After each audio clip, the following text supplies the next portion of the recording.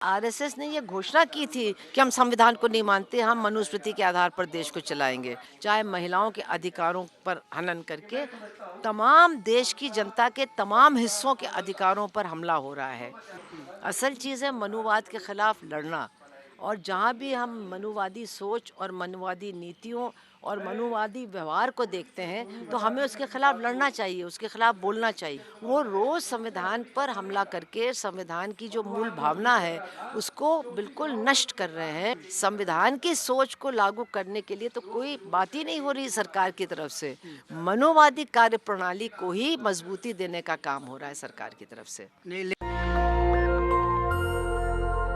नमस्कार, मैं अनमोल प्रीतम और आप देख रहे हैं नेशनल दस्तक। आज मनुस्मृति दहन दिवस है। 25 दिसंबर 1927 को बाबा साहब ने अपने समर्थकों के साथ इस ग्रंथ को इसलिए जला दिया था क्योंकि ये ग्रंथ जातिवाद, छुआछूत और जाति आधारित हिंसा को वैलिडेशन देता था। आज उसी की याद में यहाँ पर लोग एक कार्यक्रम कर रहे हैं। हमारे साथ सामाजिक कार्यकर्ता सुभाषिनी जी हैं और दलित शोषित मुक्ति शोषण मुक्ति मंच की तरफ से ये कार्यक्रम हो रहा है। सवाल ये बनता है सुभाषिनी जी कि अभी के दौर में, अब साल 2021 है, 1927 में बाबा साहब ने जलाया था, उसके बाद भी अभी इस तरह के कार्यक्रम करने और मनुस्मृति के दहन की प्रासंगिकता क्या है, क्या क्या जरूरत पड़ गई? अगर हमारे देश में जातिवाद खत्म हो गया होता, अगर संविधान के हिसाब से ही सबको अधिकार मिल रहे होते तो हम कह सकते थे कि जो उन्होंने किया वो हुआ, लेकिन अब उसको याद करने की कोई ज़रूरत नहीं है। लेकिन सच्चाई ये है, और डॉक्टर अंबेडकर ने खुद इंगित किया था कि हमारा समाज मूल रूप से ना बराबरी पर टिका हुआ है, और इसलिए इसमें बराबरी की सोच और बराबरी की सोच को आत्मसात करना बहुत मुश्किल है। लेकिन जब तक हम ये करेंगे नहीं, तब तक एक राष्ट्र के रूप में हम विकास भी नहीं कर सकते हैं। अब 1927 में एक तालाब के पानी को पीने नहीं दिया जा रहा था, जबकि कानून बन गया था कि सार्वजनिक स्थान जा सकते हैं। तो उस मौके पर एक बहुत बड़ी चिता बना के हज़ारों लोगों के सामने महाड में डॉक्टर अंबेडकर ने अपने साथी आर.बी. मोरे के साथ मनुस्मृति को खुद मतलब अग्नि दी, और ये कहा कि हम इसको क्यों कर रहे हैं, क्योंकि ये जितना हम अन्याय देखते हैं अपने समाज में, जितनी ये नाबराबरी देखते हैं, इसकी जड़ ये किताब है। क्योंकि इस नाबराबरी को धर्म का दर्जा हमारे देश में दिया गया है, और जात में जो पैदा हुआ है उसका काम, उसके साथ क्या व्यवहार होगा, सब पहले से ही तय हो जाता है।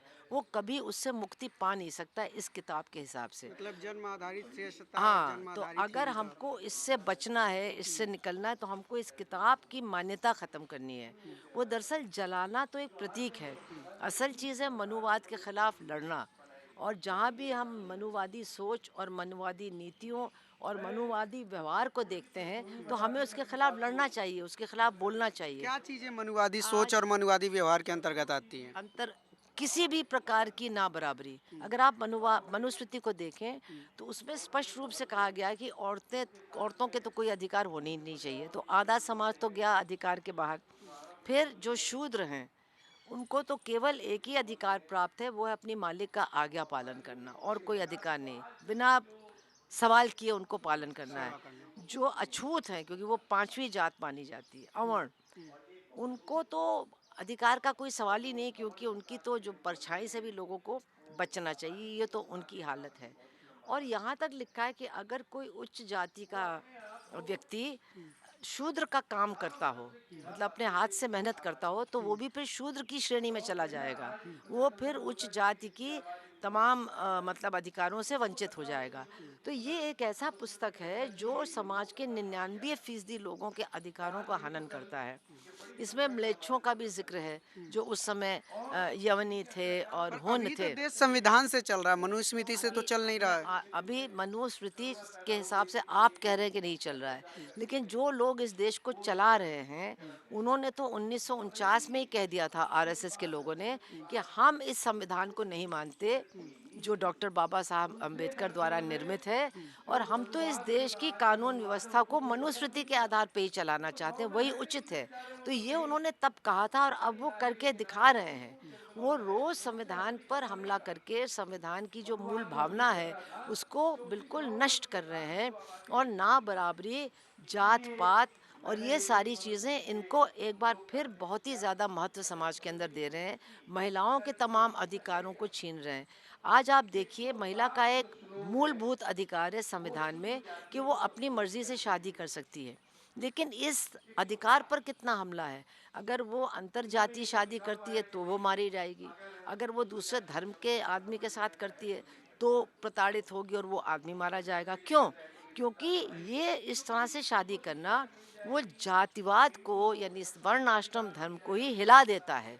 क्योंकि उस शादी से पैदा बच्चे किस जाति में होंगे। तो ये जातिवाद को बनाए रखने के लिए, वर्ण आश्रम धर्म को बनाए रखने के लिए महिलाओं को पूरी तरह से नियंत्रित रखना और उनकी शादी जाति के अंतर्गत ही कराना बहुत ज़रूरी है। मतलब कुछ लोगों के अंदर मनुवाद के जो विचार थे, जो इस किताब के विचार थे, वो अभी भी हैं, वो नहीं, नहीं, मानसिकता कुछ अभी लोगों भी की है। तो बात ही नहीं है। जो लोग इस देश को चला रहे हैं, जो सरकार चला रहे हैं, क्योंकि सरकार को आरएसएस चला रही है और आरएसएस ने ये घोषणा की थी कि हम संविधान को नहीं मानते, हम मनुस्मृति के आधार पर देश को चलाएंगे।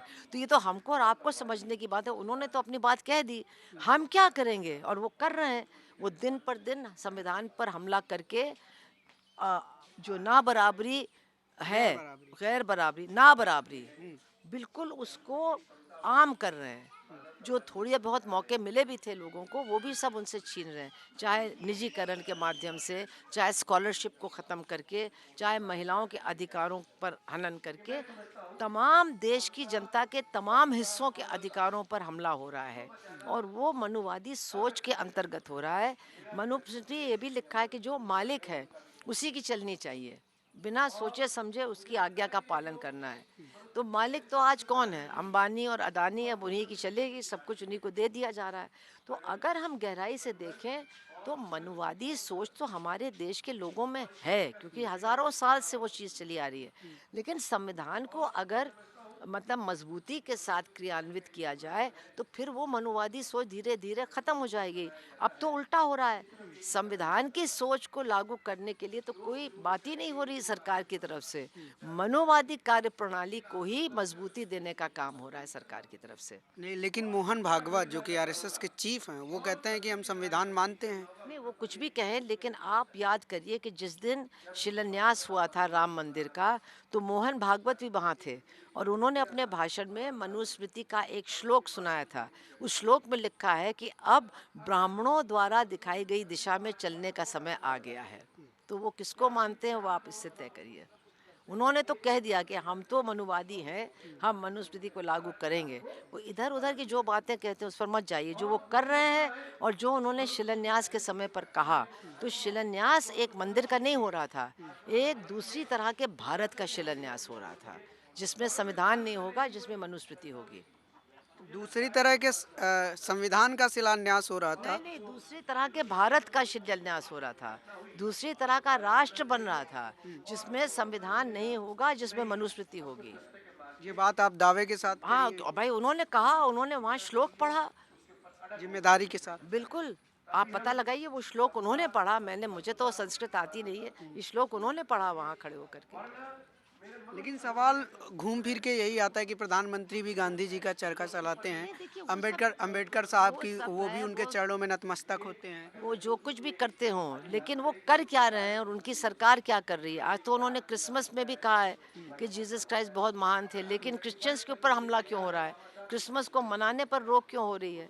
तो आपको कथनी और करनी में फ़र्क देखना पड़ेगा ना।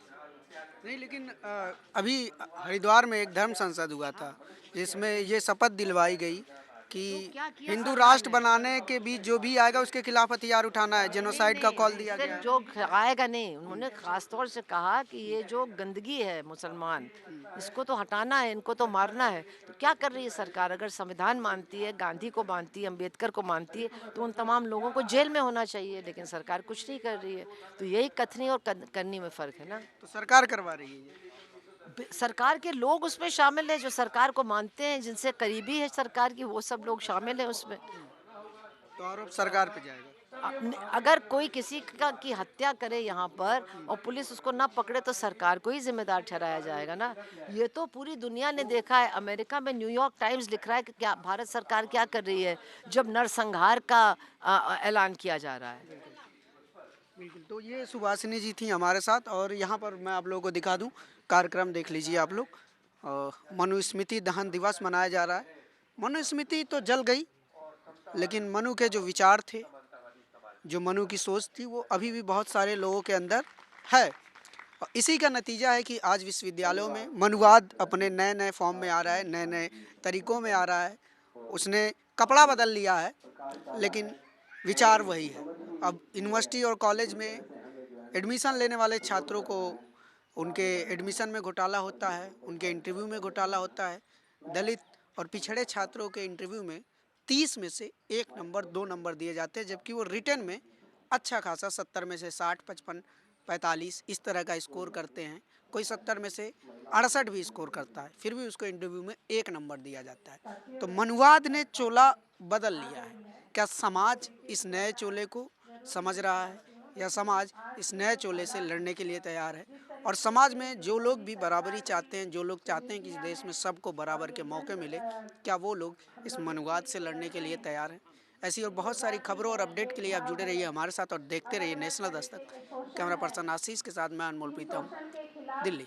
नेशनल दस्तक की आपसे गुजारिश है कि अगर इसको बचाना चाहते हैं तो नेशनल दस्तक को सब्सक्राइब करने के लिए रेड कलर के सब्सक्राइब बटन को दबाएं, फिर बेल आइकन की घंटी दबाएं। नेशनल दस्तक को बचाने के लिए बहुत जरूरी है